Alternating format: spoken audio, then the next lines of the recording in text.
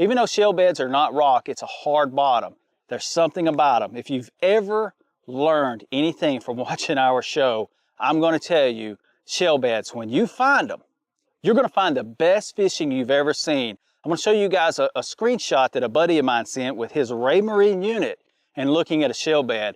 Look at the detail in this image where you can actually see the individual shells. And I'm going to tell you, when you find something like this, you're going to find the place of a lifetime.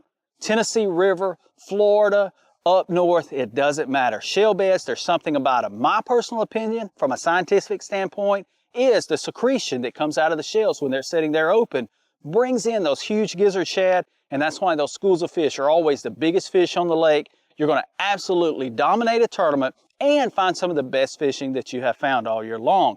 Now, one of the reasons that they're so good is you can find them on a flat, a 10, 15 foot flat, and then there's a group of shells, and that's where those bass are going to be located. Several years ago, we found one of those places on Wilson Lake. And this lure spirals every time you cast it too. It never wobbles because of that weight transfer system. That weight transfer system will get you a bite too. When it hits bottom and that weight shifts to the back of that lure, and then you can just slide it right along the bottom. Right there, just like that.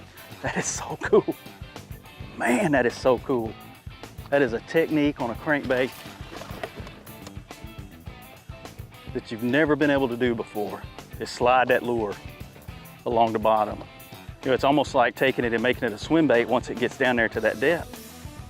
That weight goes to the back of the tail of that crankbait, and then it, gosh, look at that one. And then it just continues to dive, and I mean, they choke it. Look at that.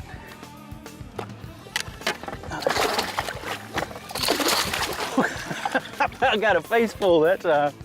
He wasn't ready to come in. I mean, he choked it. Hey, you don't think he ate it? Look at that.